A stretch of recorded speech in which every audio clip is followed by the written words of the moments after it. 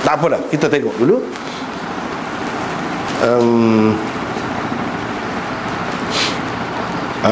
Lepas tu jumpa dengan Nabi Adam. Nabi Adam tu dalam riwayat yang lain pun lagu tu juga. Tapi hak selepas-lepas tu ada berbeza-beza. Cuma dalam riwayat ni dia kata Abu Zar tidak menjelaskan bagaimana kedudukan Nabi-Nabi itu. Tak jelas. Tapi dalam riwayat yang lain ada sebut, ni langit ni langit ni. Kita tengok nota 357 bawah.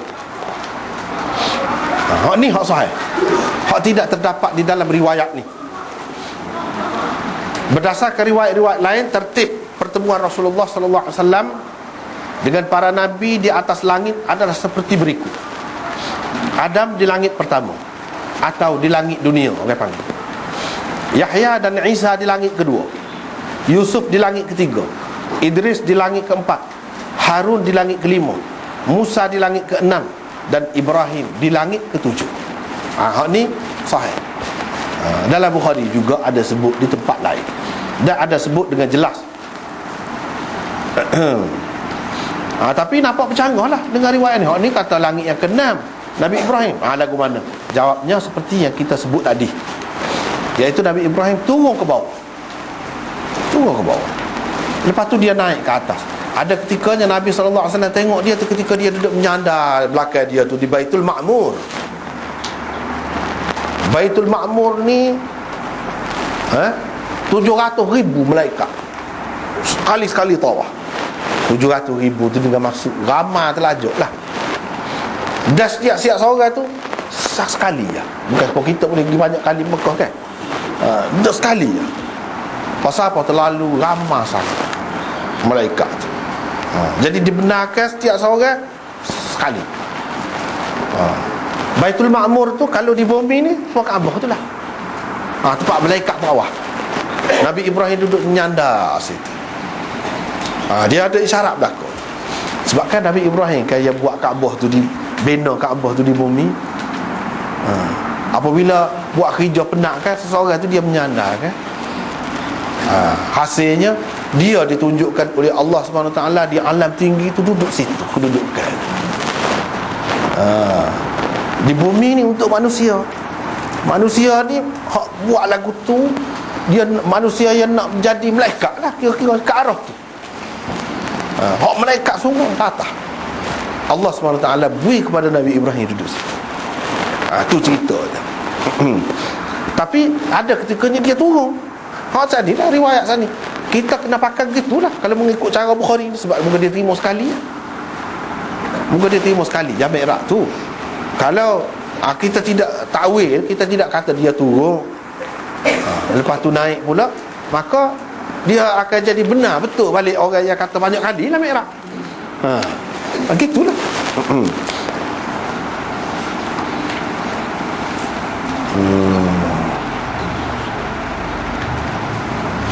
Dia pakai masalah kaedah lah. Tengok dalam nota tu lah. Kita tidak nak baca semua kan.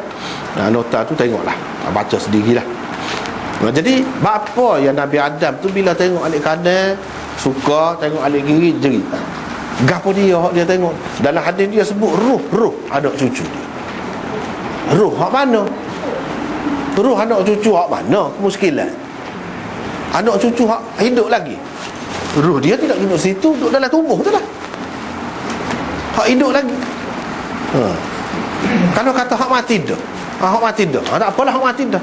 Lepas tu hak tak mati lagi, tak ada lagi, tak lahir lagi. Adakah hak tu nampak juga? Kalau kita kata hak mati dah saja, bermakna khusus dengan hak mati dah sajalah. Hak tidak lagi, hak masih hidup tak mati lagi, hak tu dah. Kau lagu mana? Lepas pada tu tengok ni pula, tengok ni alik kanan, ni alik kiri. Tengok mana tu. Sedangkan kedudukan ruh ni dia tidak serupa dalam hadis, dalam Quran sebut. Kalau ruh orang baik-baik ni dia pergi kepada Illiyin. Ruh orang kafir, orang jahat pergi kepada Sijin. Hak tu dalam hadis, dalam Quran sebut. Ni nampak alik kanan alik kiri saja tu lagu mana? Jawapan dia kita boleh tengok dalam nota ni dalam nota ni. 356 ada 3 baris bawah tu. Mula-mula sekali Rasulullah SAW dipertemukan dengan Adam di langit dunia. Ia amat sesuai dengan kedudukan Adam sebagai bapa kepada sekalian manusia. Mula-mula jumpa tu tengok hak nombor 1 sekali lah, memang sabarlah. Hak tu hak mula-mula. Seseorang bapa akan gembira apabila melihat anak-anaknya bahagia, dan sedih apabila melihat anak-anaknya menderita. Itulah fitrah kejadian seorang bapa yang tergambar pada Adam dalam pertemuan. Dia nak tunjuk tu. Ayah, lagu mana perasaan dia. Lepas tu anak cucu dia lain-lain jadi ayah. Lagu tu lah keadaan. Fitrah ini diwarisi anak cucunya yang berada di dunia. Bayang-bayang hitam yang kelihatan di kiri kanan Adam itu dikatakan ruh-ruh anak cucunya. Tetapi kemuskilan seperti kita sebut tadi lah.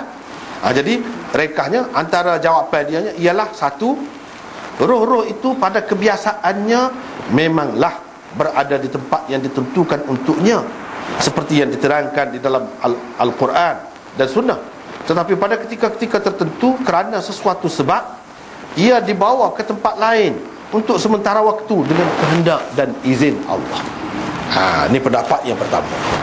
Memang duduk di tempat dia suku, tapi kali ni saja nak tunjuk pada Nabi waqi tepat.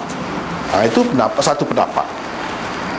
Yang kedua, ruh-ruh itu tetap berada di tempat masing-masing di alam barzakh. Cuma ia dibentangkan kepada Adam di kiri kanannya dengan disingkapkan hijab-hijab yang menutupinya. Duduk tempat masing-masing, tapi memang dia tunjuk kepada Adam tu, nampak tu dia buka dinding. Jadi dia nampak macam sebelah dia. Buka tabir yang menutup kepada dia. Sebenarnya duduk di tempat suku-suku, tapi nampak dia. Ni kalau zaman dulu tak apa faham kan, zaman learning mudah benar nak fahamnya kan. Mudah benar nak fahamnya. Dia tunjuk kepada Nabi Adam tu. Yang ketiga, apa yang dilihat oleh Adam dan Nabi SAW dalam peristiwa ini sebenarnya bukan ruh-ruh itu sendiri, tetapi gambaran-gambarannya di alam mithal. Alam mithal itu gambaran ruh, bukan ruh tu sendiri. Kalau ruh tu sendiri terhadlah, hak tak mati lagi duduk dalam tubuh dia. Hak tak ada lagi tu duduk mana? Hak ni maksudnya hak mana tu ruh? Clear. Tetapi kalau kita kata di alam mithal, semua roh boleh. Hak mati dah, hak tak lahir lagi, hak sedang hidup pun boleh. Tuhan ambil gambaran ruh dia tu, buat pergi tunjuk kepada Nabi Adam. Ini di alam mithal. Di alam mithal ni dia keadaannya tidak serupa dengan alam kita ni lah, tapi dia ada takbir dia sendiri. Misalnya kalau di alam mithal tu susu, kita kata maksud dia ilmu, bukan susu sungguh maksudnya. Kalau perempuan, maksud dia dunia. Dunia misalnya, itu dia ada takbir dia. Ada takbir dia. Yang keempat, apa yang kelihatan di kiri kanan Adam itu bukan ruh anak cucunya yang telah meninggal dunia, kerana ruh-ruh orang yang telah meninggal dunia itu telah berada di tempat yang layak dengannya masing-masing, sama ada di Illiyin atau Sijjin. Seperti ada dalam Quran dan Sunnah itulah. Ia juga bukan ruh-ruh anak cucunya yang masih hidup di dunia pada ketika itu, kerana ruh-ruh mereka masih lagi terikat dengan tubuh badan mereka. Bayang-bayang hitam di kiri kanan Adam di langit dunia itu ialah ruh-ruh anak cucunya yang belum lagi datang ke dunia. Ada yang kata begitu. Ini masing-masing pendapat lah. Tapi pada saya lebih munasabah, lebih sedapnya ni alam mithal, serupa dengan Nabi-Nabi tu lah. Nabi Adam, Nabi Musa tu alam mithal, bukan alam musyahadah hak biasa ni tak, tapi alam mithal. Alam mithal boleh berada di atas langit, boleh di bumi, boleh di mana, boleh berlaku. Dan boleh dalam bentuk yang asal dia, boleh dalam bentuk yang lain. Itu alam mithal.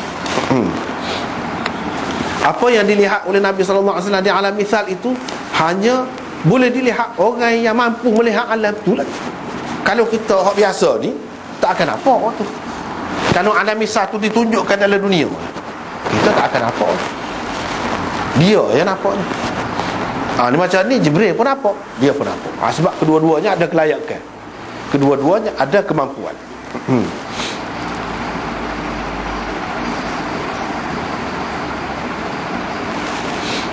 Alam misal, bahasa kita pun misal juga. Alam contoh, gambaran. Gambaran ni. Sebab kita kata kalau orang ni kita tunjuk gambar dia. Yalah dah orang tu lah tu. Gambar dia. Kalau kita tunjuk gambar dia, siapa dia? Kita akan sebut orang tu. Memang kena gitu. Tu contoh lah tu. Jadi gambar tu kan dia, contoh dia. Contoh dia. Gambaran hakikat dia.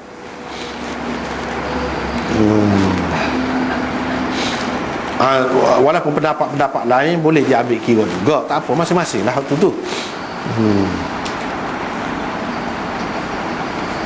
Lepas tu Nabi Adam kata selamat datang kepada Nabi yang soleh dan anak yang soleh tu sebab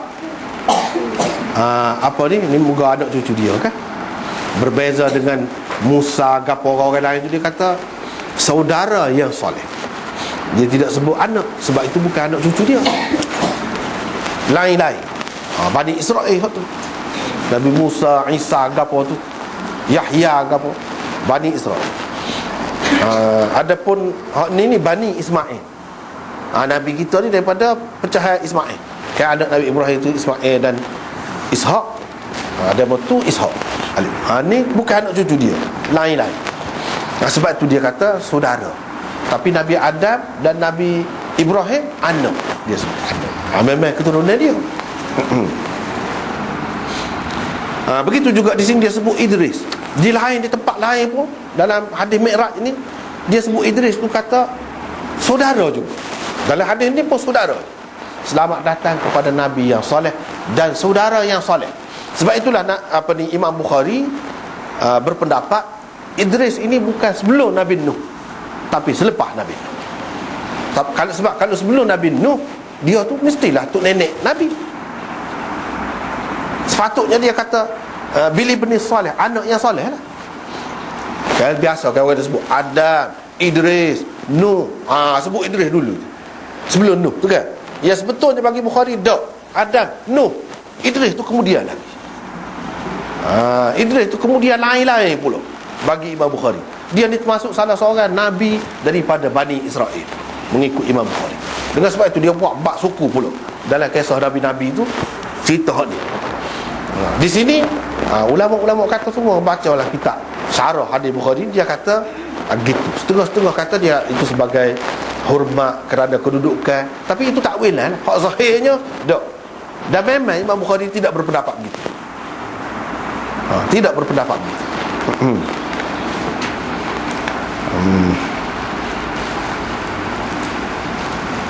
Banyak kali lah berbezanya kalau kita baca Bukhari ni dengan pendapat dia dengan pendapat orang lain. Banyak tak serupa.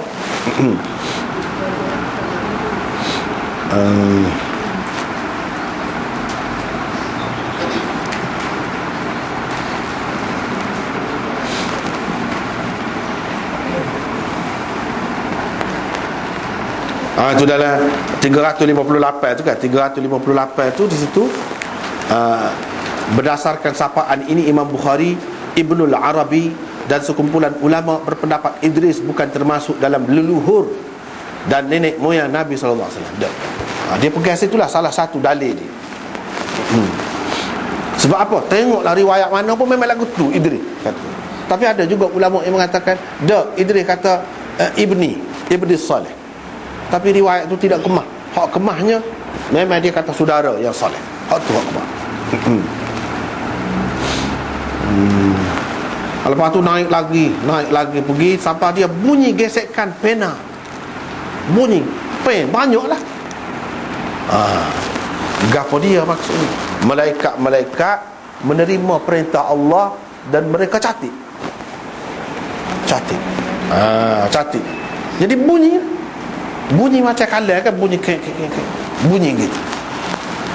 Maksud dia apa dia? Maksud dianya malaikat-malaikat ni menerima perintah Allah dengan penuh tanggungjawab. Dan perintah Allah tidak diberikan kepada satu malaikat saja, tidak. Banyak malaikat ni